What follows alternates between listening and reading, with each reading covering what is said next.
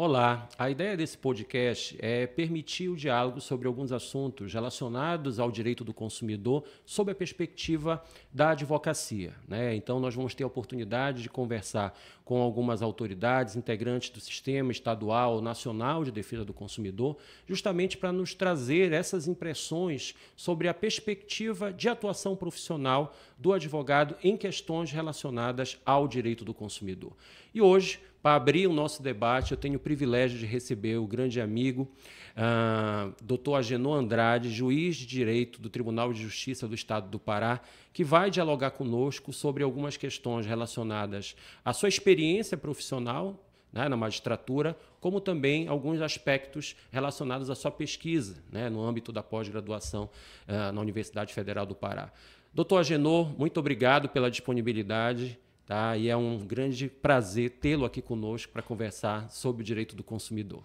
Obrigado ao convite. É uma satisfação, uma honra estar aqui com esse público tão qualificado, com o querido amigo, professor, mestre Denis, né, que me ensinou muito. Então, e eu sou adepto exatamente de quanto mais informações a gente puder passar, trocar, mais informações a gente pode chegar a alcançar a todos os envolvidos. Então, é uma imensa satisfação de estar aqui. Maravilha. Doutor Agenor, eu pediria que você se apresentasse, porque como juiz, né, e como pesquisador qualificado, eu vejo que você está sempre envolvido em projetos estratégicos no âmbito do Tribunal de Justiça, né, olhando para o processo, olhando para questões sensíveis no dia a dia da jurisdição. Então, que falasse um pouquinho da sua atividade hoje no Tribunal de Justiça do Estado. Bem, hoje eu sou juiz de direito, né? Eu sou titular da 2ª Vara Civil e Empresarial de Paragominas. Já estou há 8 anos na magistratura, fui 1 ano como promotor de justiça, fui procurador estadual. E depois que eu passei um certo tempo no tribunal, eu comecei a me inquietar com muitas questões de não ter aquela resolutividade que eu imaginava que queria ter, não ter aquela efetividade, seja relacionada à delonga processual, seja relacionados à efetividade dos nossos provimentos jurisdicionais.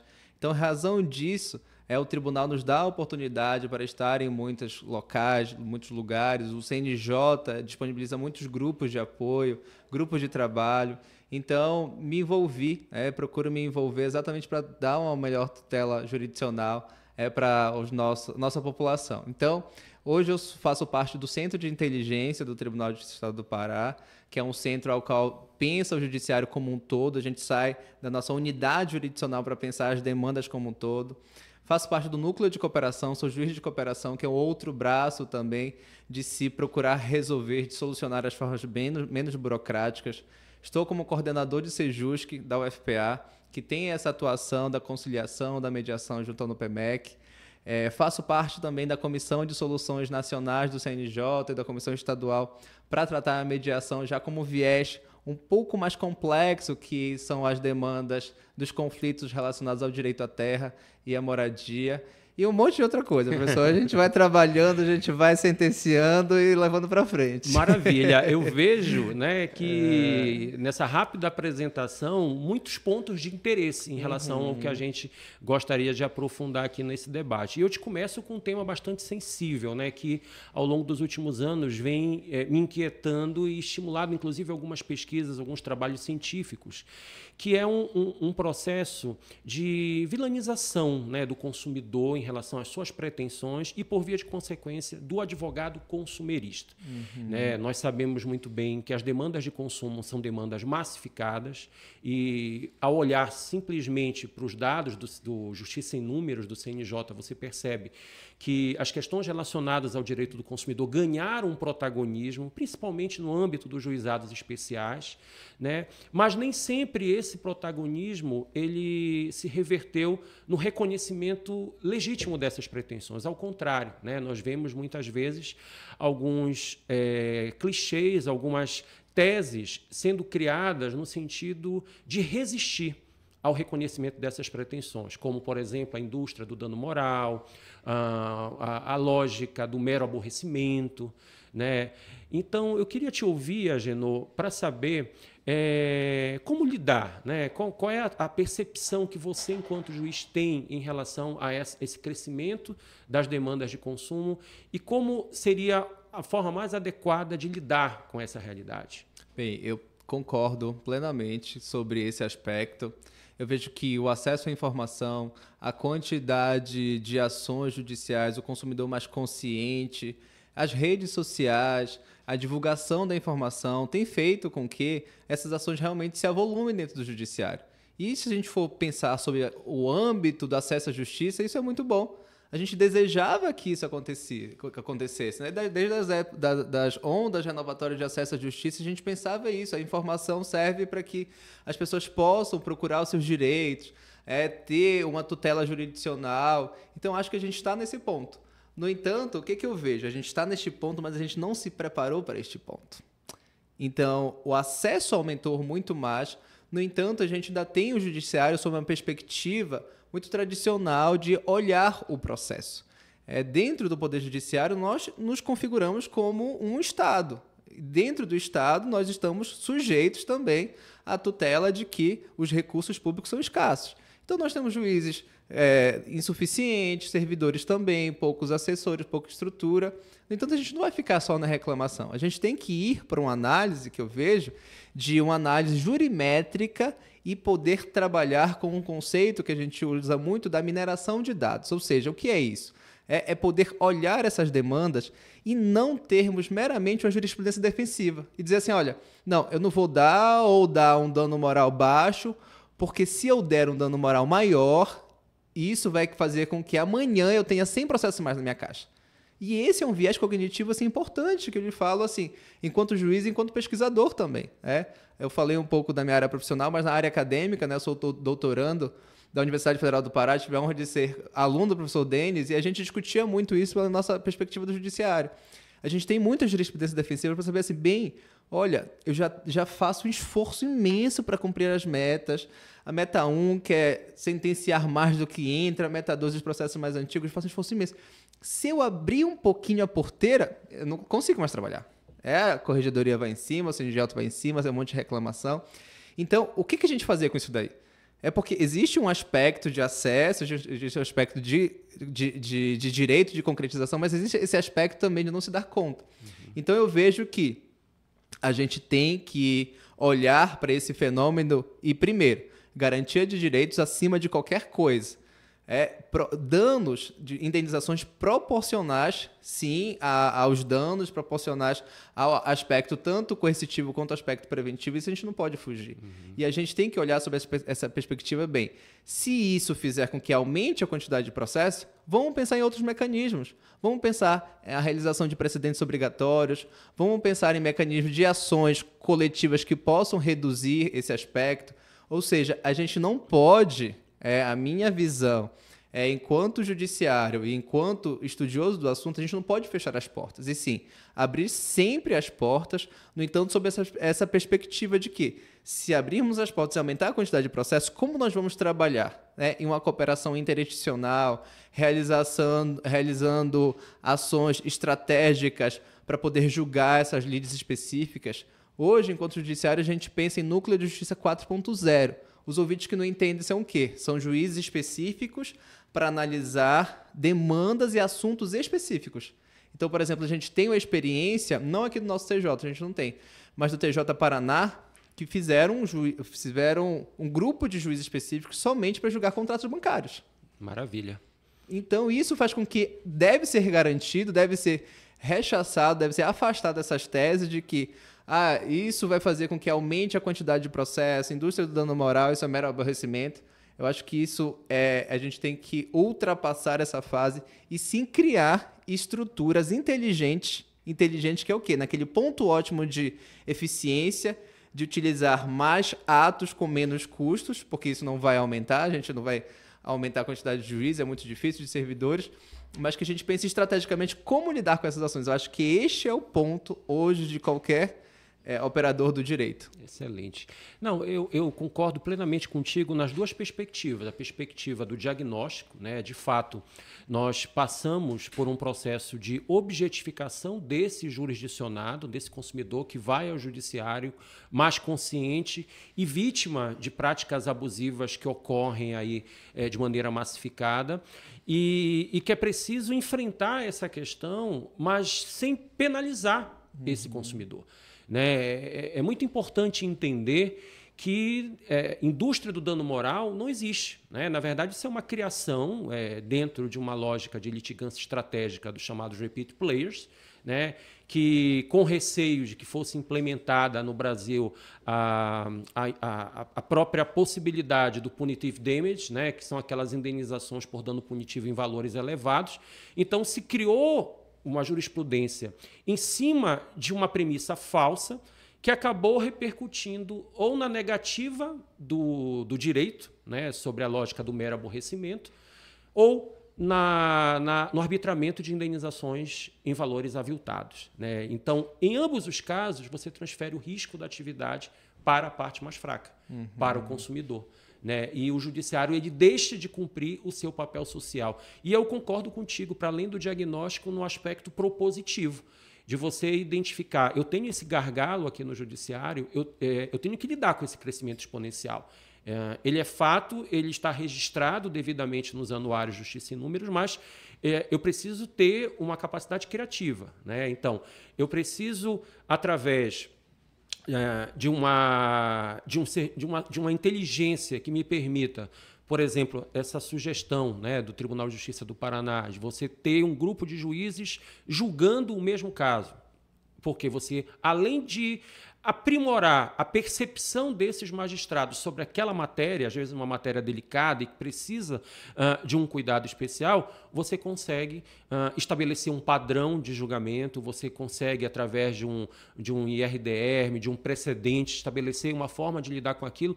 E você tocou no assunto, Agenor, que eu considero talvez um dos grandes responsáveis por essa pulverização de ações individuais, que é a incapacidade dos legitimados ativos de fazer cumprir aquilo que o próprio Código de Defesa do Consumidor, que a própria Lei da Ação Civil Pública estabelece no que diz respeito à proteção transindividual do consumidor. Né? Nós temos um dos sistemas mais avançados do mundo em matéria de processo coletivo, mas que muitas vezes ele acaba sendo prejudicado por essa falta de articulação, né? A falta de iniciativa dos legitimados e acaba sobrando para o judiciário lidar com essa realidade, né, que é uma realidade difícil. A gente sabe que, muitas vezes, você tem ali que administrar a responsabilidade por uma demanda crescente com outras questões sensíveis e com uma pressão externa muito grande. Né? Então, realmente, essa é uma questão importante. E, Agenor, outro ponto, né, que eu queria te ouvir e que atinge diretamente quem advoga na área do direito do consumidor é com o aspecto da força executiva das decisões. Né? Quando você chega naquela fase do cumprimento de sentença, muitas vezes você já tem o seu título judicial consolidado, já enfrentou aí todas as perlengas da demora na prestação jurisdicional, muitas vezes, mas você não consegue patrimônio para garantir a satisfação desse crédito. E um dos problemas que a gente identifica aí é um certo receio dos magistrados em relação ao uso, por exemplo, das chamadas medidas executivas atípicas. Né? Eu vejo, pelo menos no âmbito do judiciário estadual, uma resistência até o último momento, e mesmo assim, quando você provando que as medidas tradicionais, as tentativas de bloqueio de valores, as tentativas de constrição patrimonial de imóveis não deram certo, ainda assim as medidas executivas atípicas serem consideradas excessivamente penosas para o devedor. Qual é a tua percepção em relação a isso? Esse é um dos assuntos também, Denis, que mais me angustia, que é a efetividade do título. Eu fico pensando nas pessoas que não são do direito, né? Eu ganhei uma sentença, olha, eu vou receber, olha, eu vou ter minha indenização, já começa a contar com aquele dinheiro, eu vou pagar minha dívida, eu vou fazer uma viagem, tem material escolar para comprar, aí a gente, não, olha, você teve a sentença, mas você não vai receber agora. dados do Justiça em Números mostra que a média judicial de cumprimento da execução, assim, ao contrário da sentença, que é a média, né, considerando estadual, do trabalho, federal, eleitoral, é 1 ano e 10 meses para a sentença e 4 anos e 4 meses para a execução. Então, isso, para mim, é algo muito angustiante, muito angustiante. Então, a gente tem que realmente olhar e expandir os horizontes. Então, eu vejo que as medidas executivas atípicas estão no CPC, foi levado ao Supremo, tanto de tamanha discussões doutrinárias que tinham a respeito disso. Então, os juízes eles ficaram muito temerosos em aplicar. Até que agora, ano passado, o Supremo declarou a constitucionalidade de apreensão de passaporte, apreensão de CNH. Então, eu vejo que isso é um grande potencial que nós temos para utilizar. Que ainda existia um temor, ainda existia um receio, porque a gente fica pensando, né? O que estaria do outro lado? Enquanto judiciário, a gente vive o tempo todo a cabeça do magistrado, da magistrada, é proporcionalidade. Bem, eu vou dar isso daqui, mas eu vou tirar isso daqui. Eu vou dar isso daqui, eu vou tirar isso daqui. Por isso que existe o judiciário. É para poder analisar essa proporcionalidade dos valores e ver o que pesa. Bem, então, quando a gente tem já um título executivo, né? Título executivo certo, líquido e exigível, nós temos que cumprir. Agora, como vamos cumprir? A gente sabe que, internacionalmente, o Brasil ele é tido como um país de grande devedor. Por isso que os bancos cobram taxas maiores, as linhas de crédito são mais reduzidas, porque, historicamente, nós não pagamos nossa conta. Então, isso é muito feio internacionalmente. E o judiciário ele tem uma grande culpa a respeito disso. Então, eu vejo que o 139 ele deu essa possibilidade e os advogados eles têm que pedir, eles têm que ir atrás.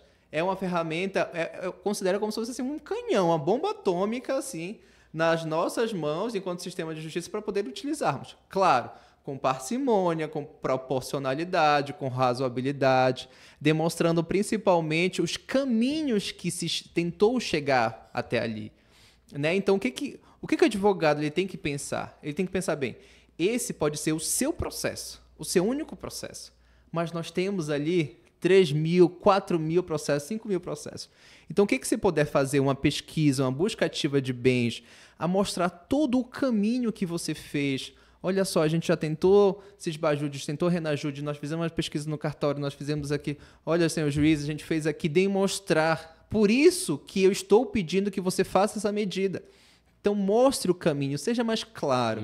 Né? Nós estamos no judiciário, um pacto pela linguagem simples. E a linguagem simples é trazer o essencial, é trazer realmente esses caminhos que foram percorridos e colocar menos doutrina, jurisprudência, artigos que não vão ser muito importantes. Então, o que a gente quer que a gente pegue a petição você está pedindo, quais foram os caminhos que você trilhou até aqui? Como você consegue comprovar? Por que você quer isso daqui?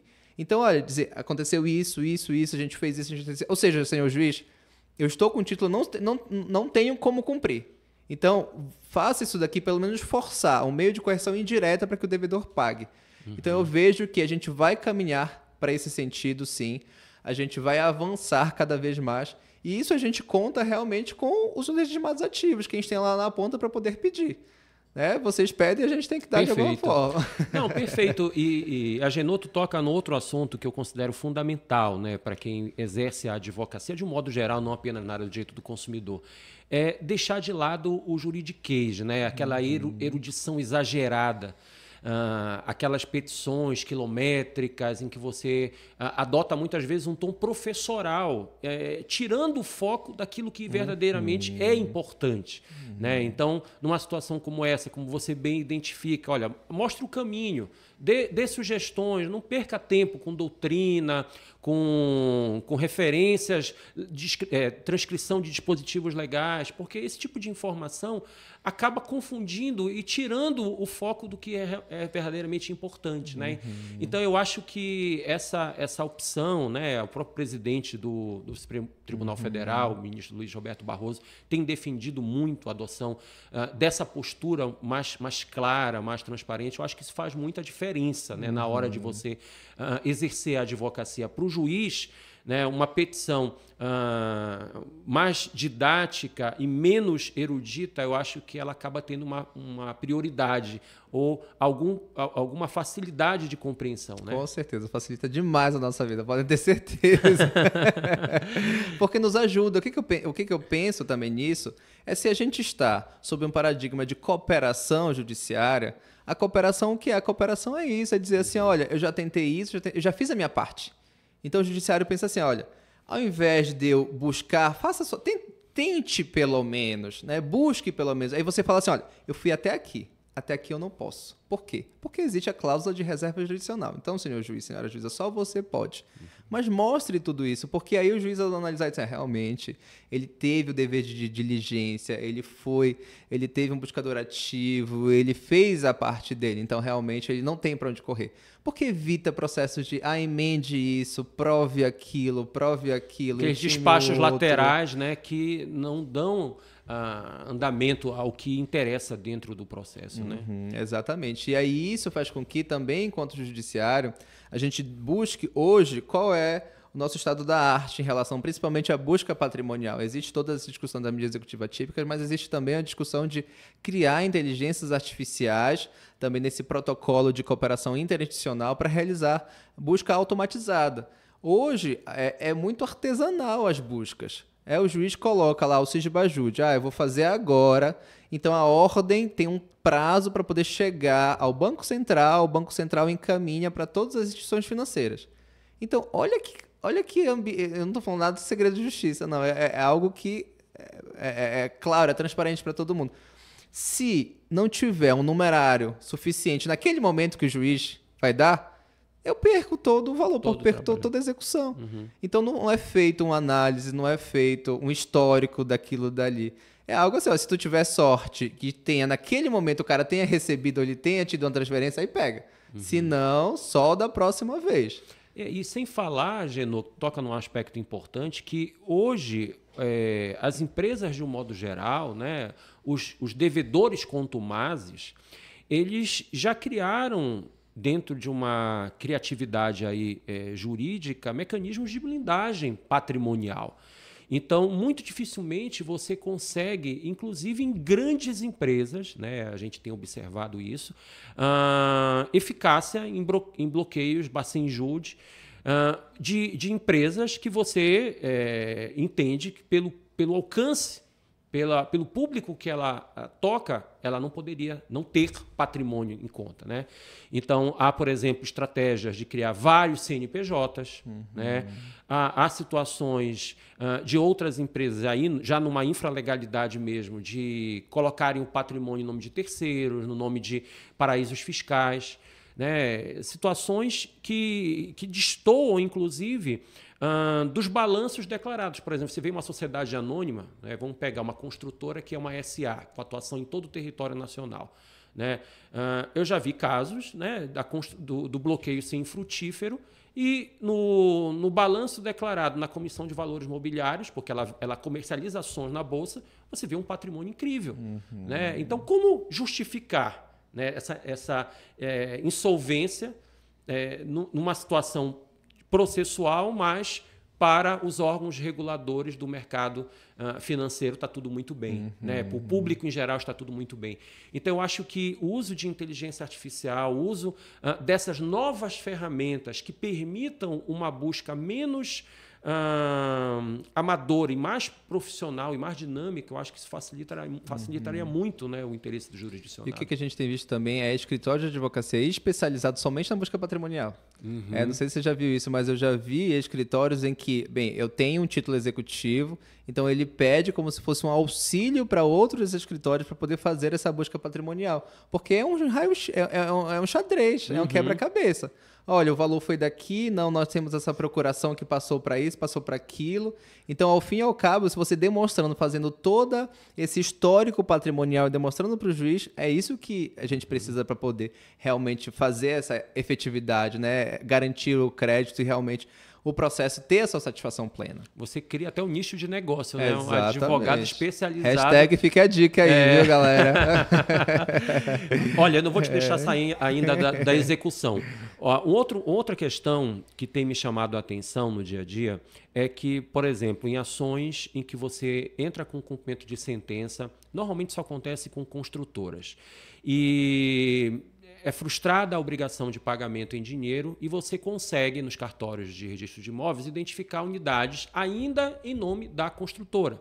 Então, você pede que seja expedido o mandado de penhora, a penhora é lavrada e, num belo momento do processo, aparece um terceiro, né? O adquirente de boa-fé, e entra com embargos, suscitando que ele adquiriu aquele imóvel de boa-fé, fez o pagamento à vista, mas que, por questões financeiras, ele não conseguiu ultimar as providências de transferência de domínio, né? E, de modo geral, o que eu percebo no âmbito do judiciário? É uma certa leniência com esse comportamento, no sentido de entender, não, ele é um terceiro de boa-fé, então eu vou afastar a constrição patrimonial, vou julgar procedente os embargos de terceiro, mas em alguns casos ainda condena o credor em honorários, né? Eu acho que aí é uma dupla penalidade, porque frustra o direito ao recebimento daquele crédito já reconhecido por sentença e ele ainda é obrigado a pagar honorários por conta de um ato, primeiro, de má fé da construtora e da desídia do terceiro adquirente, né? Como tu analisas essa situação, Agenor? Eu vejo que nessas relações, principalmente direito do consumidor, a gente não tem como fugir. Quem é que é o fornecedor do produto? Quem é que deveria ter o padrão de lealdade, de legalidade, de boa-fé? Tanto o adquirente quanto o terceiro de boa-fé, eles estão isentos daquilo dali. Eu somente queria ter meu apartamento, o outro também queria ter. Então, essa questão de não realizar a transcrição é um pouco meio que cultural, de não fazer a regularização imobiliária. Dentro do nosso estado do Pará, muitos processos relacionados a isso, porque a gente não tem a cultura de, por exemplo, eu vou comprar um carro, eu tenho que sair já da concessionária com seguro. Muita gente faz isso. Minha mãe não me deixa, eu comprei um carro, já colocou o seguro? Não pode sair sem, porque a gente sair dali pode bater. Só que a gente não leva essa mesma concepção para os nossos questões imobiliárias. A gente não tem essa preocupação de levar a registro, de fazer a transcrição, de averbar. A gente não tem isso. Por quê? Porque a gente pensa, não, já me endividei todo, já comprei o apartamento, eu vou reformar. É mais importante a reforma ou sofá novo do que você ir lá fazer a transcrição no registro imobiliário. Guardar o patrimônio, guarnecer o patrimônio. Né? Exatamente. É importante eu ter o meu REI, que é importante ter tudo lá. Mas esse aspecto, né, de recolher os impostos, os emolumentos, que realmente é muito caro, a gente tem que reconhecer muito caro, mas já tem que estar embutido no valor do apartamento. Né? Mas, enfim, existe uma questão aí de cultura jurídica que nós também temos que alertar quanto a isso. Mas sobre esse aspecto, o que eu vejo é que quem é que lucrou 2 vezes em cima disso é a construtora. Então, ela tem que ser penalizada de alguma forma, ela que tem que ser multada, ela tem que ser escrita como litigante de má-fé, de ter vendido 2 vezes o mesmo imóvel, sabendo da existência dos dois, porque ela não quer perder lucro. Então, a lógica do lucro, de forma maldosa, maléfica, é que ela tem que ser combatido. Então, ela deveria ser chamada ao processo para poder se explicar e justificar. E se ela vendeu 2 vezes o apartamento, é ela que tem que ser penalizada, não um ou outro, né? Eu vejo que a gente não pode se afastar dessa premissa básica em relação a consumidor e fornecedor. O ônus, né, o lucro, o ônus da atividade tem que ser do fornecedor. Ele tem que ser responsabilizado. Perfeito, perfeito. Quando você frustra, né, essa expectativa do consumidor, você acaba passando uma mensagem para o mercado, de modo geral, de que vale a pena agir na infralegalidade, porque poucos são aqueles que vão ao judiciário, um número menor ainda tem o direito reconhecido e um número ínfimo consegue dar efetividade a esse direito reconhecido. A gente percebe muito isso, né, no âmbito de vários segmentos de atuação na área da advocacia consumerista, essa dificuldade de você fazer valer aquele título executivo. Agora, eu vou mudar para um assunto que tu gostas de falar, Agenor, conciliação. Oba! Tá? Mas eu ainda... Se eu pudesse, eu faria só isso, tá?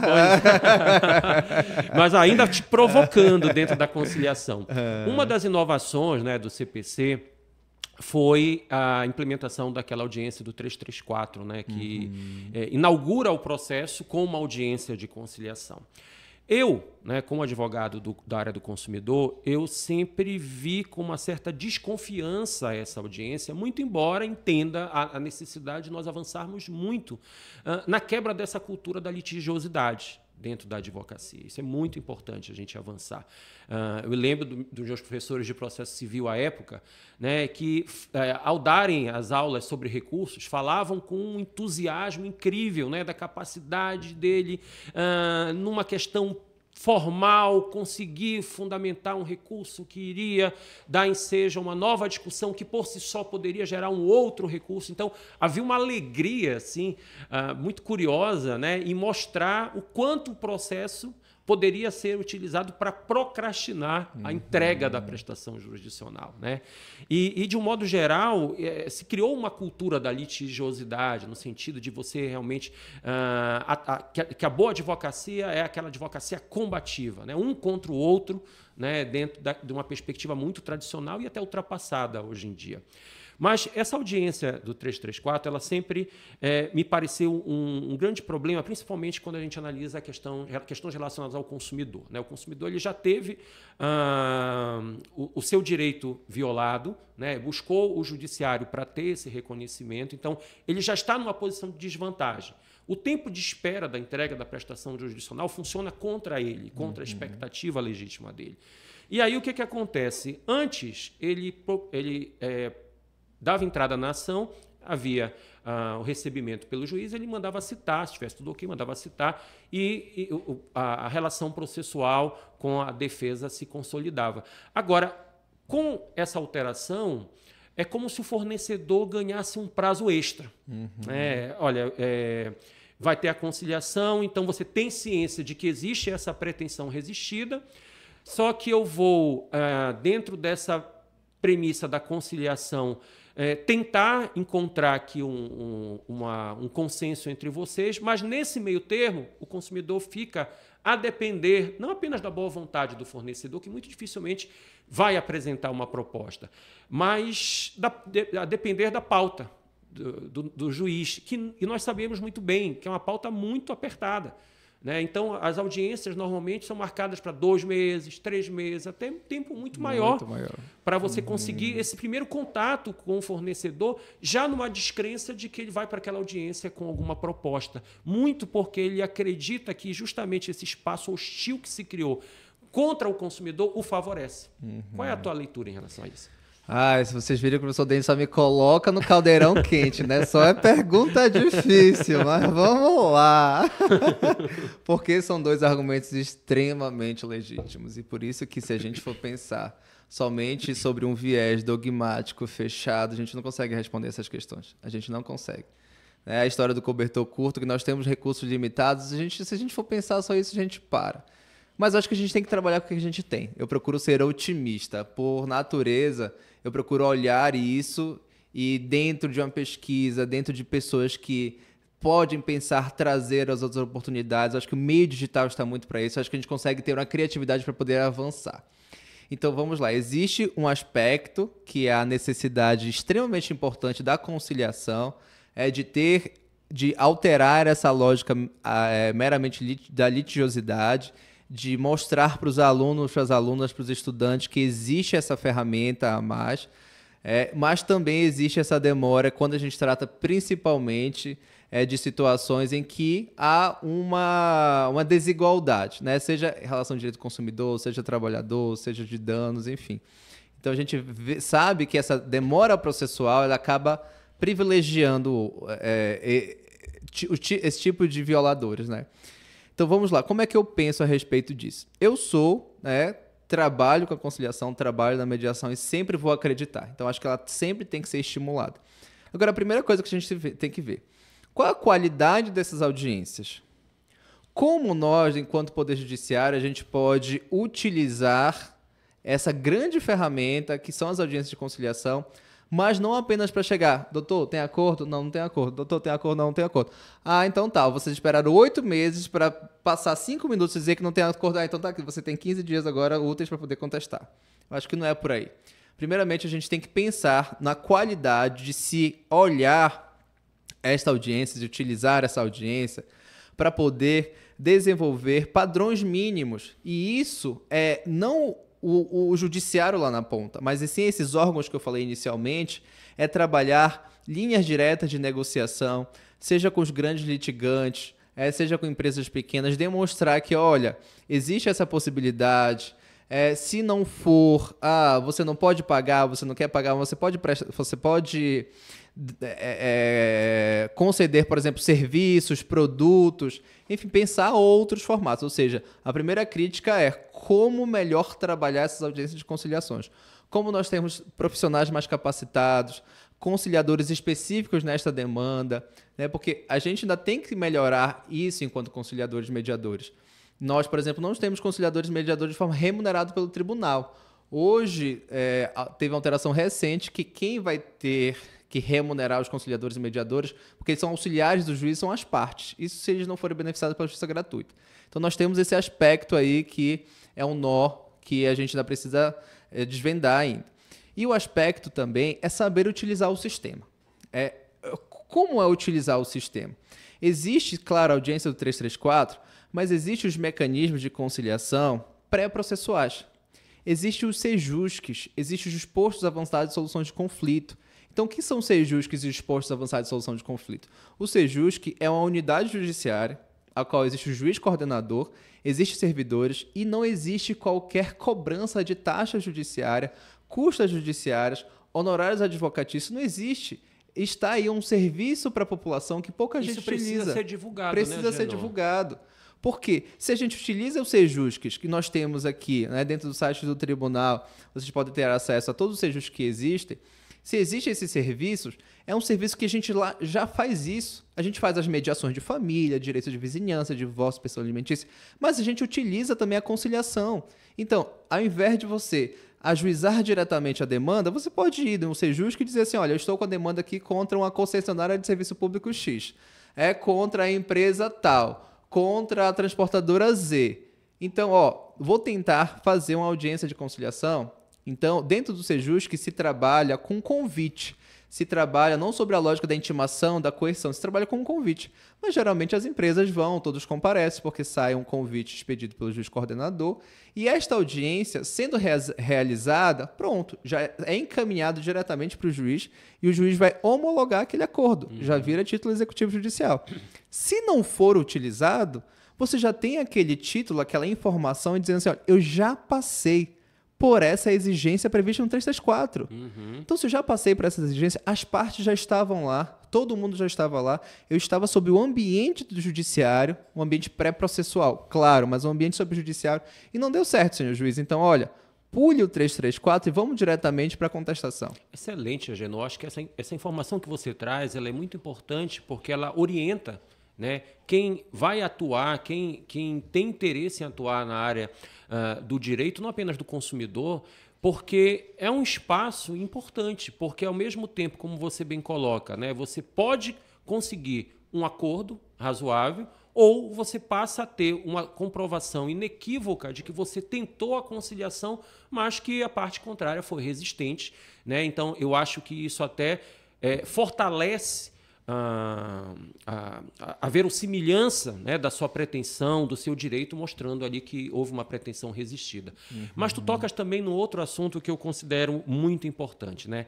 Melhorar essa audiência de conciliação. Isso até já virou uma piada, né? Porque a audiência de conciliação é como se houvesse, principalmente no âmbito dos juizados especiais, a necessidade de você apenas cumprir aquela etapa de qualquer maneira. Então, sequer chamam as partes, pergunta normalmente a um estagiário, uma pessoa que não teve uma formação adequada para exercer aquela importante função, e ela pergunta à distância, olha, tem acordo, não tem? Fiquem aí que eu vou preparar aqui, já dá para assinar. Então, é um tempo perdido, né? É uma etapa que poderia gerar um benefício consistente para as partes e até para o próprio judiciário, com uma redução de demandas, mas que acaba sendo subutilizada por alguém que talvez não esteja envolvida ou preparada para lidar, né? E essa é uma questão que nós, advogados, nos ressentimos. Muitas vezes, nas próprias varas comuns, né? O juiz ele terceiriza a realização deste ato ao funcionário, ao servidor, ao analista. Ele não se faz presente. E nós sabemos que isso exerce, sim, um impacto psicológico na parte, né? Quando o juiz, por exemplo, ele se faz presente sem prejugar qualquer direito, mas quando ele convence as partes sobre a importância de um acordo, né? Quando ele consegue demonstrar, até de maneira mais técnica, para o réu, né? Para o autor, que aquela proposta ela é viável, que realmente ali nós temos como avançar numa negociação. Eu acho que isso exerce um impacto muito positivo do que deixar e terceirizar isso para um serventuário que não goza dessa mesma credibilidade, né? Nós, querendo ou não, o jurisdicionado, seja o preposto da empresa, seja o consumidor, ele devota uma confiança muito grande na autoridade do juiz. Né? Então, é diferente, por exemplo, de você chegar numa audiência de conciliação, aí do outro lado você tem um advogado da parte contrária, você tem um preposto da parte contrária com aquela indiferença à pretensão e do outro lado um consumidor, por mais que esteja com seu advogado, numa posição de vulnerabilidade, às vezes até de hipossuficiência. Né? E o juiz exerce ali uma força psicológica muito forte. Né? Então, eu acho que isso talvez seja uma dificuldade. Uma vez conversando com outro colega do judiciário, o juiz, ele disse, olha, Denis, eu não tenho como fazer as audiências de conciliação, porque senão eu não consigo lidar com as sentenças, com as outras questões. E aí vem novamente o gargalo da estrutura, né, de você lidar. E aí você traz a figura do sejus, que seria talvez um caminho interessante. E esse é um ponto também, né, outro assunto espinhoso, né, para poder tratar, porque também eu entendo, né, nós enquanto juízes, nosso maior problema é pauta de audiência. É porque demanda uma atenção, demanda você inicia, você não sabe quando termina, a gente fazer. Então, a pauta de audiência é algo muito complexo, muito delicado. Então, o que a gente tem investido enquanto judiciário? As corregedorias, elas têm, primeiramente, estimulado que os juizados eles não fracionem mais as audiências.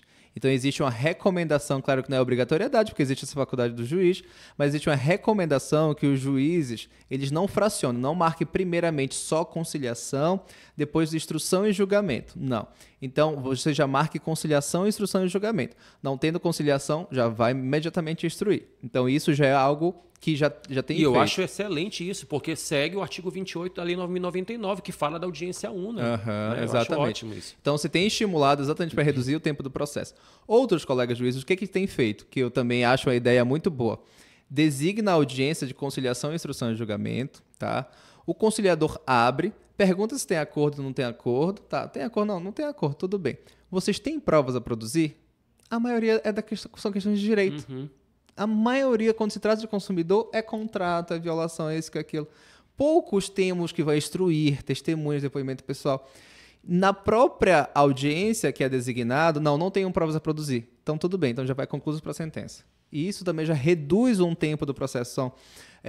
O fluxo processual que alguns colegas têm desenvolvido também, porque dá a oportunidade, tem provas a produzir, tá, tudo bem, se você tem provas a produzir, vai ser aberta a instrução, mas senão a gente já pula já para conclusão da sentença. Já. Isso ao nível micro, né?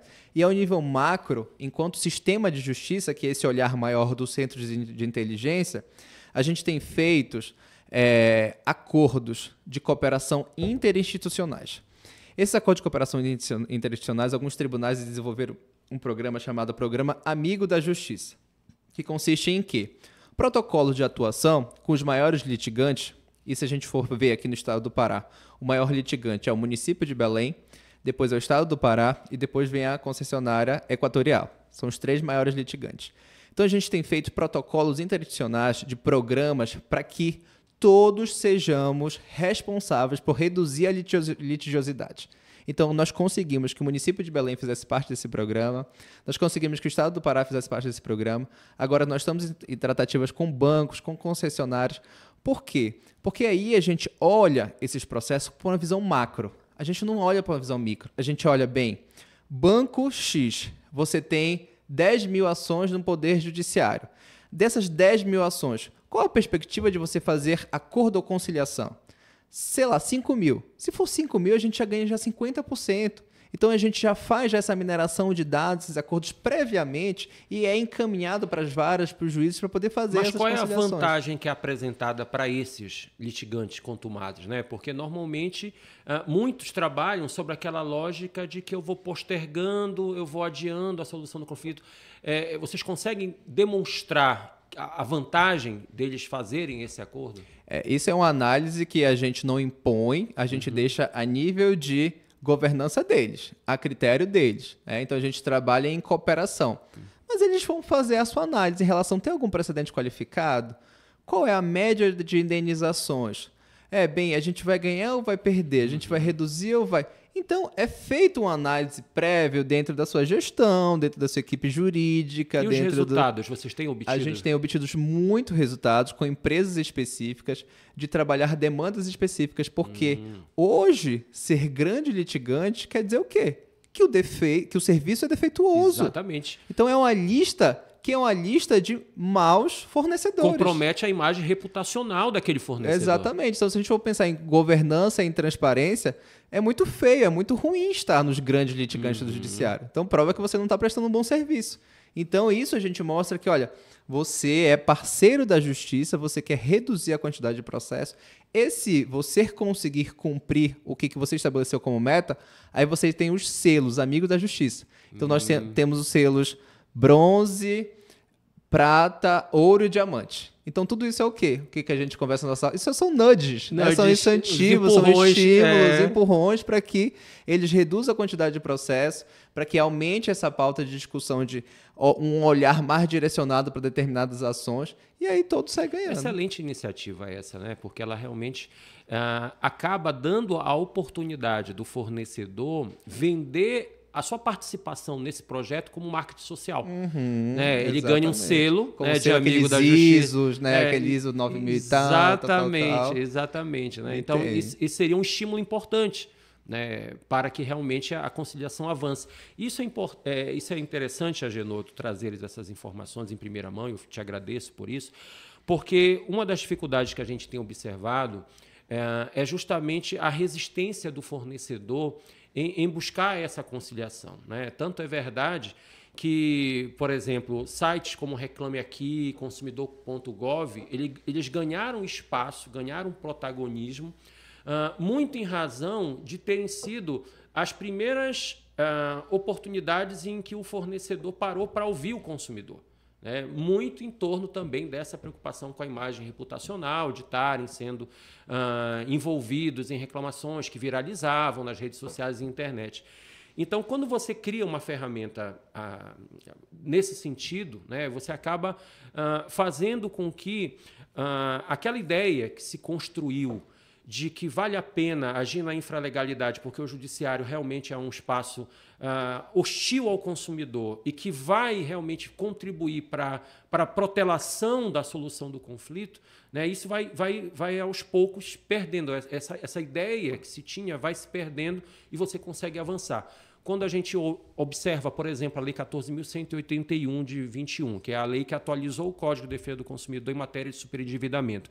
Essa lei ela traz capítulos importantíssimos relacionados à prevenção e ao tratamento do superendividamento, criando justamente essa possibilidade do judiciário intervir com uma certa força coercitiva no convencimento do credor de que ele pode sim aprovar aquele plano, né, de recuperação, aquele plano de tratamento do superendividado, e fazer com que haja ali uma expectativa de se cumprir o mínimo existencial e de que ele saia daquela posição. Né?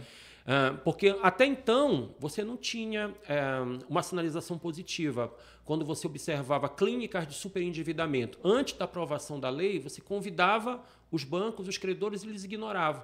Né? E você trouxe a informação aí do Sejust, você manda o convite, mas o convite ele vai revestido com a autoridade institucional do judiciário. Por mais que seja uma conciliação, o fato do judiciário estar presente, ele garante aí pelo menos uma projeção de que aquela conciliação ela pode ser bem sucedida. Exatamente. E hoje nós temos um Sejust que é especializado só sobre superendividamento. Então, se vocês procurarem no site do tribunal, vocês vão ver que tem o Sejust preparado para isso, preparado com um acordo interinstitucional junto com o Núcleo de Economia da UFPA, que existe um profissional de economia, de assistente social, de psicólogo para tratar essa temática extremamente importante de uma forma mais humanizada. Então, a pessoa que está, né, querendo fazer parte, né? Inclusive essa semana uma pessoa me perguntou, eu exatamente indiquei esse caminho. Então você vai até o Sejusc, que você mostra, você diz que quer passar, e aí isso é startado todos os convites para os bancos e instituições que ele esteja passando por isso, e a pessoa se compromete a passar por esse programa de superendividamento. E não apenas homologar ou não homologar, mas sim ser acompanhado, né, às vezes até por terapeutas, por psicólogos que são prestados pela UFPA. Então é feito esse convênio junto com a UFPA, com o Tribunal de Justiça, para poder fazer esse tratamento mais humanizado, exatamente nesse âmbito. Uma atuação multidisciplinar, né? Exatamente, como a demanda exige, né? Isso. O superendividamento a gente não pode olhar só para o viés econômico-financeiro. Existe um viés psicológico e emocional muito grande aquilo dali, a gente não pode desconsiderar. Ele carrega um estigma, né? Carrega ali a frustração, né, de não conseguir cumprir a sua obrigação. Isso gera constrangimento, gera ansiedade, gera depressão. É realmente uma iniciativa importante. Exatamente. E tudo, para ficar claro, a pessoa está me perguntando, não precisa de advogado. Sim, neste campo não precisa de advogado, somente se judicializar. Aí a pessoa pode procurar o advogado ou a defensoria pública. Mas no âmbito pré-processual, é porque muita gente não entende. O pré-processual é judiciário, mas não é um processual. Existe uma classe específica do CNJ que diz assim, olha, existem as reclamações pré-processuais, existem as reclamações processuais. Os processuais, eles contam para a meta, contam para a cobrança, contam para o fluxo judiciário, com citação, com audiência, existe todo o fluxo e procedimento do nosso código. Mas o pré-processual é como se fosse uma reclamação, como se fosse uma petição, que é tratado pelo judiciário, mas não judicializado, né? O juiz ele só vai entrar ali se for homologar. Se for homologando o acordo, é feito todo o tratamento pelos conciliadores e mediadores. Então, olha, senhor juiz, a gente conseguiu chegar no acordo. Então, homologação. Então, essa homologação é a homologação de um acordo pré-processual. Isso não exige custo, não exige a participação de advogado, não existe honorários e nada mais. Então, para o superendividado, isso é muito importante, né? Porque se ele já não tem condições de pagar seus credores, imagine os honorários. Perfeito. Agora vou tocar finalmente no assunto que tu gostas de falar, né? Processo estrutural. Agenor, tu que és um estudioso desse assunto, né? A tua dissertação de mestrado e agora a tua pesquisa de doutorado, trabalha esse que eu considero uma das principais inovações, né, do processo civil nos últimos anos. Sobretudo porque ela não dificulta ou restringe outras formas de resolução coletiva, né, de conflitos, como, por exemplo, a tutela processual coletiva do CDC, como o IRDR faz. Eu tenho muitas críticas e resisto à utilização dessa ferramenta como uma ferramenta adequada dentro das relações de consumo, mas o processo estrutural ele consegue dar uma dimensão mais humana para o processo civil, né? Ele consegue chamar a atenção para uma conflituosidade latente, via de regra com repercussão transindividual, e a partir dessa flexibilização de regras, de procedimentos, você consegue dar uma destinação mais adequada, né? Então, eu queria te ouvir um pouco mais sobre o processo estrutural, como é que tu vês a implementação, né, dele aqui no estado do Pará, no nosso judiciário. Quais são as perspectivas? A gente fala sobre processo estrutural, a gente fala sobre o mundo, né? Sobre política pública, sobre mais fazendo um recorte assim, principal para quem nunca ouviu falar de processo estrutural, né? É aquele processo em que o judiciário se depara com a situação reiterada e concretizada de violações de direitos fundamentais, seja eles relacionados à política pública, seja uma concessionária de serviço público, seja uma empresa privada. É uma tutela que a gente percebe que apenas uma decisão de que dizer quem está certo e quem está errado não vai resolver o problema. Então, a tutela estrutural, ela concede mandamentos abertos, mas coercitivos, no seguinte sentido de se apresentar planos e programas de um regime de transição para que eu saia de uma situação desestruturada, violadora, para que eu vá para um estado de normalidade, um estado de observância de direitos fundamentais. Então, isso a gente tem trabalhado em vários casos relacionados a políticas públicas, mas trazendo aqui para o público específico do consumidor, a gente fica pensando, por que não trabalhar instituições que historicamente são violadoras, historicamente elas não têm um bom funcionamento sobre essa tutela estrutural? Então, como fazer isso, né? Pode ser por meio de ações civis públicas com legitimados ativos, mas pode também ser por ações individuais.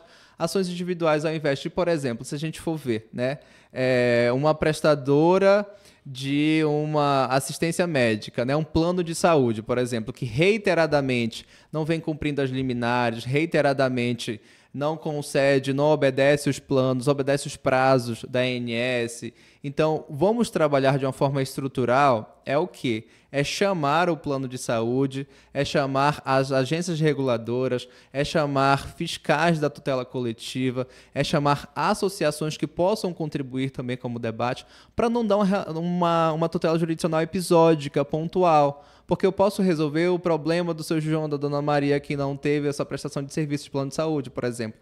Mas existe um iceberg todo por baixo que passa pelo mesmo problema.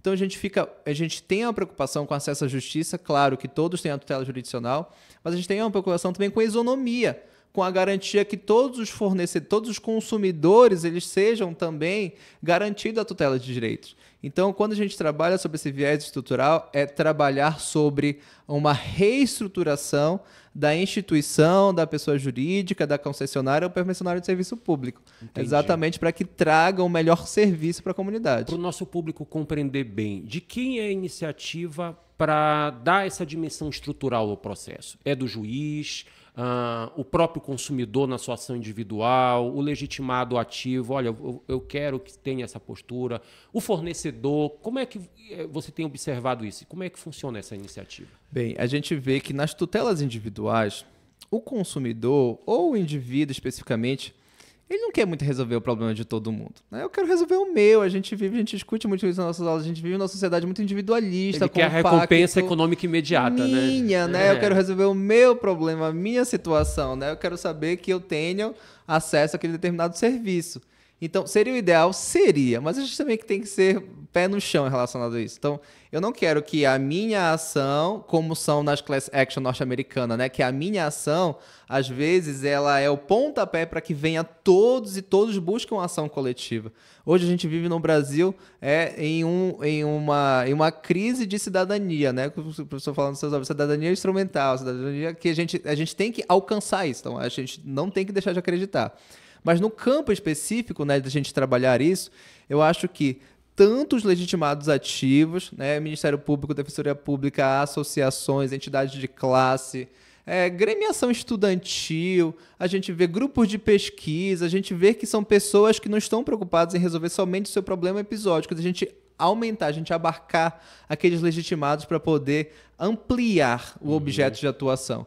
Também o juiz pode... E também o fornecedor, né, que está de outro lado. Ele diz assim, olha, eu estou realmente com um problema, mas olha, eu estou com boa fé, eu quero solucionar, eu sei que existe ali, mas me dê um tempo, me dê um prazo, vamos tentar resolver de forma conjunta. Então eu vejo que para a gente atuar de uma forma estrutural, a gente tem que ter uma ampliação, uma ampliação dos legitimados de atuação, tanto o juiz, quanto os legitimados ativos, quanto o próprio requerido, o próprio réu, pode atuar, que a partir dali se mude o olhar do processo. Não apenas por um olhar meramente individual, mas um olhar estrutural. É um olhar profundo de alteração realmente daquela política ou prestação de serviço. Perfeito, excelente, Agenor. Para a gente concluir, tocar num assunto um pouco mais do dia a dia do advogado, dentro da realidade forense. Há uma dificuldade muito grande, né, principalmente para o jovem advogado, de exercer a sua atividade dentro de um ramo específico, né? Normalmente ele opta por uma atuação generalista, até mesmo pela dificuldade de obtenção de clientes. Mas na atuação do direito do consumidor, pela tua experiência, se observa muito claramente que há um tecnicismo próprio, que há toda uma formação específica, né, que exige desse profissional uma qualificação. adequada. Qual é a tua análise, Agenor, em relação ao impacto dessa qualificação, não apenas na qualidade das peças arrazoadas, mas principalmente da postura desse advogado numa audiência, da segurança que ele passa não apenas para o cliente, mas para o próprio magistrado em relação ao bom direito que ele está defendendo, né? Isso tem algum impacto? Ou dentro daquela lógica de que você exerce uma função social enquanto juiz, você vai ignorar essas circunstâncias para não prejudicar a parte, mas isso, de algum modo, repercute na análise do magistrado? Repercute com certeza absoluta. Bem, a gente vê que a gente trabalha hoje no aspecto muito mais da especialização. Então, bem, dentro do direito, a gente escolhe o direito do consumidor. E eu vejo hoje, professor Denis, que a especialização é cada vez mais quanto ao ramo específico do direito do consumidor. O subnicho, né? O subnicho, né? A área de atuação é aquela prestação de serviço específico. Então, advogados especializados, por exemplo, em companhia aéreas, advogados em plano de saúde, advogados especializados em contrato de transporte, advogados especializados em mídias digitais. Então, isso daí é um campo de atuação excelente porque você não conhece apenas as ferramentas processuais, que é muito importante, extremamente importante, mas você vai para o subnível lá de conhecer as especificidades. A gente trabalha do direito do consumidor, não podemos ter um olhar meramente jurídico, a gente tem que ter necessariamente um olhar transdisciplinar. Porque se a gente vai falar de prestação, boa prestação, má prestação de um serviço, é serviço de quê? É serviço de algo técnico que geralmente a gente não tem domínio. Apesar da máxima, né, do juiz é o perito dos peritos, mas cada vez mais a gente tem essa certeza da transdisciplinaridade de se socorrer de outras áreas. Áreas da tecnologia da informação, áreas específicas em relação aos cumprimentos regulatórios, à psicologia, né, ao campo metajurídico daquilo dali. Então, se você é um profundo conhecedor daquele serviço, você começa a aprender as nuances daquele serviço. Você começa a entender quais são... A gente vive, claro, né, no Estado liberal, mas existe limite. Até onde se pode ir? Ultrapassou ou não ultrapassou aquele limite? Como eu consigo comprovar que ultrapassou aquele limite? Quais os seus instrumentos? Qual é a perícia? Qual é o profissional que eu posso apresentar para o juiz para dizer assim, olha, ele ultrapassou aquilo dali por causa disso, daquilo. Porque tal profissional diz isso, daquilo. Relacionados ao transporte, relacionados à poluição de gases, relacionados a todos os outros campos. Então eu vejo que o nicho de atuação é especializado quanto à matéria específica daquele determinado assunto. Eu vejo que isso pode contribuir demais com as ações. Maravilha. Agenor, o nosso tempo se esgotou, né? Eu sabia que a tua vinda aqui para inaugurar esse espaço de debate seria mais do que proveitosa. A conversa fluiu de forma natural, de forma a trazer muitas informações importantes para o nosso público, e eu te agradeço imensamente pela disponibilidade, né, pela gentileza de sempre, de contribuir aí com o teu aprendizado, com a tua experiência e trazer um pouquinho disso tudo aqui para a gente hoje. Muito obrigado, também passou super rápido, né? Apesar dos assuntos espinhosos, mas a gente gosta de desafio. Acho que o mundo está aí para isso, né? Para a gente caminhar com os questionamentos. E isso que o estudo, a academia, né? A pesquisa nos estimula, nos leva para frente. Eu acho que o judiciário é isso. A gente tem que se adequar aos problemas. Se existe um problema, a gente tem que buscar mecanismos de alguma forma. E eu sou muito instigado a isso. A grandes mestres, a grandes professores que eu tive na minha vida como você. Então, eu fico muito honrado de estar inaugurando e desejar muito sucesso. Eu acho que é um mecanismo de formação muito importante. Eu sou muito consumidor de podcasts, então eu sou o campo do consumidor também, eu consumo muito, principalmente baixo com marcas, né? Quando eu viajo, eu já baixo uns 5 de tempo de estrada e eu vou ter para poder ter informação. Então, muito sucesso a todos os envolvidos. Muito obrigado, Agenor. Eu te agradeço e que tenhamos sempre, né, juízes humanos, juízes sensíveis às questões sociais e principalmente juízes que se atualizam, que estudam e que estão dispostos com a humildade, né, em avançar e em crescer. E esse é teu perfil e eu fico orgulhoso de te ver aqui conosco debatendo. Muito obrigado. Um grande abraço a todos.